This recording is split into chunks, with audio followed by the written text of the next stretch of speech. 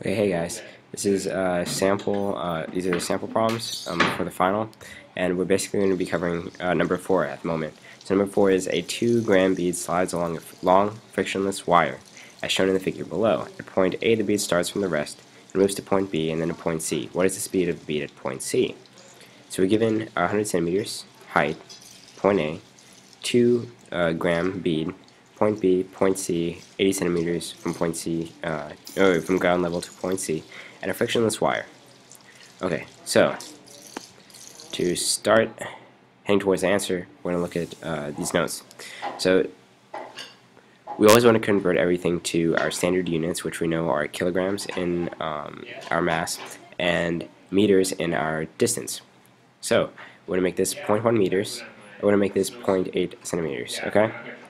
And I've labeled point C, point A, and remember to always sketch out your diagram again, even if it is given to you. So I've converted also your mass to your kilograms, and I've started to write out some formulas and start applying them. So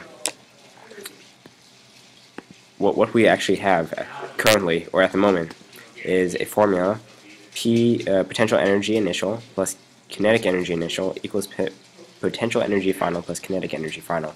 Now, what you need to be asking right now, if you haven't already, is why am I using this formula?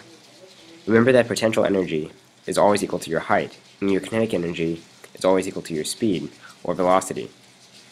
So when you're looking for height or velocity, actually, let me put it this way. If you're looking for your height, you're always going to look for your potential energy.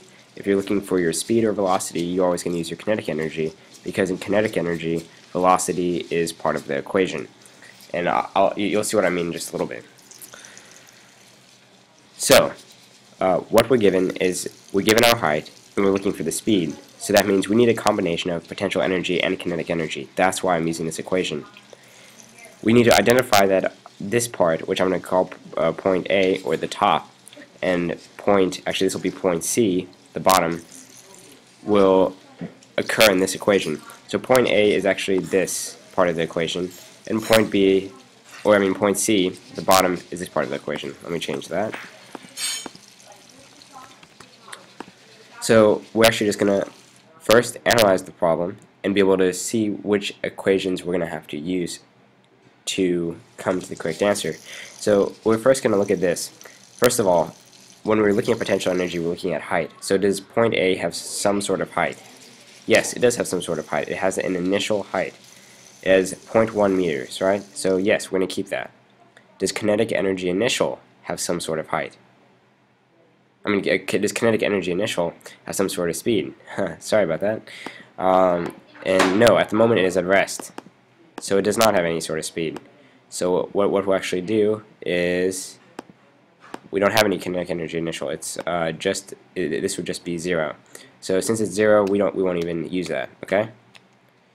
Wow. Let me move this back. Here we go. Okay. Now we look at this side of the equation, which is for point C.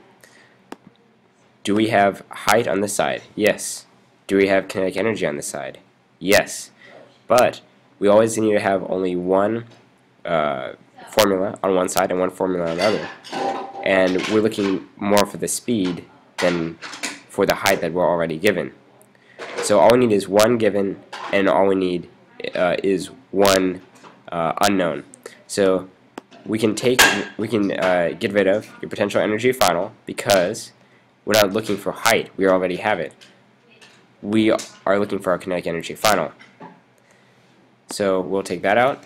So we have right now, currently, let me see if I can. Okay.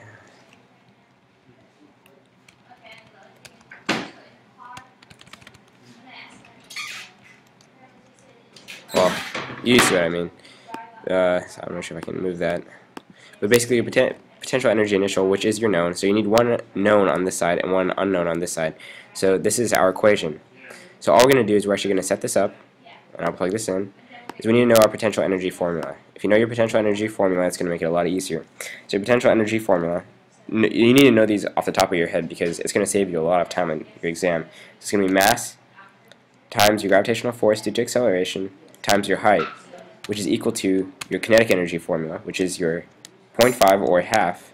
Now I'll just put 0.5 because I'm using computer keys. Half times your mass times your volume squared, and I'm just going to put the little caret symbol 2. So now that you have these set equal to each other, you can see if you can cancel out any variables while looking at this. So we know we can cancel out the masses because they cancel on both sides. That means if I divide by this side by mass and if I divide by this side by mass, both masses cancel. So I'll take out mass on this side and I'll take out mass on this side. So we're left with gravitational force to j acceleration multiplied by the height is equal to half velocity squared. So now that we have this equation, we can start plugging in the values that we currently have. We know the gravitational force due to acceleration, right? We've calculated that out on this side. We've actually already plugged in our. Let me actually use this here. We've actually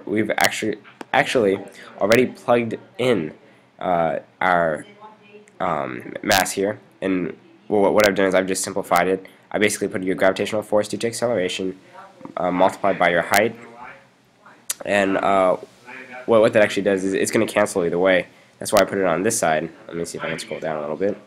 Okay, if I can't scroll down, hold on. Let me see if I can check. Okay, so that's what I've done. We cancel out their masses. Now you're stuck with your this, and all you've done is you just plugged in 9.8 times 0.1 because that's your meters. That's your gravitational force due to acceleration is equal to half v squared. All I did here is I just wrote it out. If you really wanted to write out everything, but if you know those units cancel, and that you can come down to just the basics, you don't need to do that. You can solve it both ways if you'd like to. But all we're looking at here is just this. So this is, here you go, here's our gravitational force due to acceleration multiplied by our height is equal to half v squared. So all we have to do is use basic math and solve for this. We can first solve for this side of the equation, which will get 0.98, and then you're going to divide by 0.5. You'll get 1.96, and then you're just going to take the square root of that, and that'll be 1.4 meters per second. That's it. That'll be your final answer. Ta-da! Okay, so I hope that has helped you. I'd also like to put in a quick note. We are giving away free Handbook for Humanities, compliments of the International Bhakti Yoga Society. So be sure to pick that up. It's free, so I suggest going for that. Well, I hope this helped you, and I'll talk to you later. Bye.